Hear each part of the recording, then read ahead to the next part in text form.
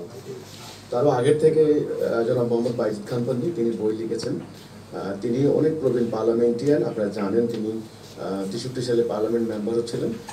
তো টাঙ্গাইলের পন্নী পরিবারের কথা তো সবাই জানে। যাই হোক, হ্যাঁ যাই হোক, তো তাহরির এই সংগঠনটা এই সেদিন মানে তারা বেশি দিন হয়নি।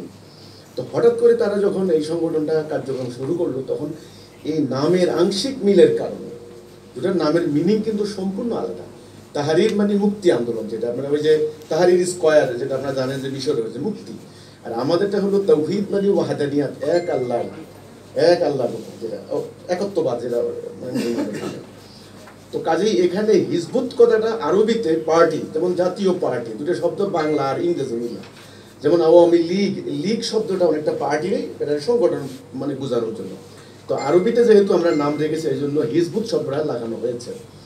তো এখন এটা নিয়ে আমাদের মানে মাননীয় স্বরাষ্ট্রমন্ত্রী মহোদয়, অন্যান্য মন্ত্রীরাও কিন্তু আমাদের এই কথাটাই বলেছেন যে আপনাদের নামের কারণে আমরা কনফিউজড হয়ে যাই।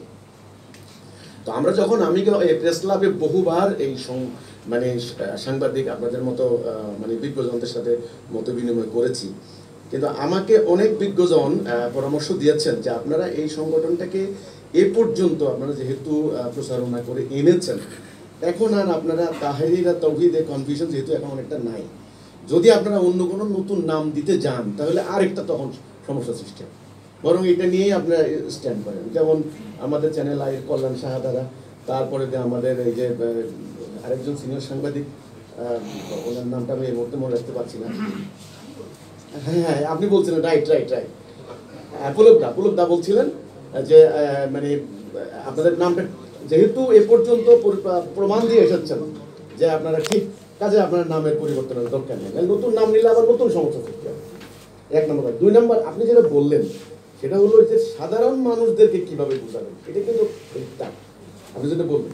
আমি যখন রাজশাহীতে গিয়েছি, সেখানে প্রায় 1,500 লোক আমার মিটিং। একেবারে আমি সামনে বসা এক ভদ্র মহিলাকে প্রশ্ন করলাম যে চাচি বলেন তো বাংলাদেশের প্রধানমন্ত্রীর কি নাম? উনি বোরকা দিয়ে মুখ ঢেকে বললেন কি জানি বাবা, আমরা কি জানিয়ে বলি, এই মানুষকে আপনি কি ধর্ম বোঝাবেন? তখন আমি একেবারে খুবই প্রাইমারি একটা আলোচনা করেছি, যে সেটা হলো মানুষ আল্লাহর, এই মানুষের ভিতরে আল্লাহর রূহ আছে, পরমাত্মা যেটা বলা হয়, আত্মা, যেটা অন্য ভাষা বলে আমরা আত্মা। তাহলে পরমাত্মার অংশ আত্মা মানে আত্মা। তাহলে প্রত্যেকটা বনি আদমের ভিতরে আল্লাহর রূহ আছে।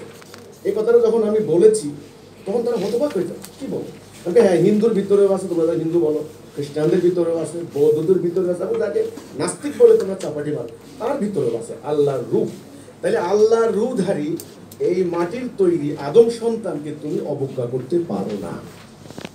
তোমার কাজ হচ্ছে তাকে সঠিক পথ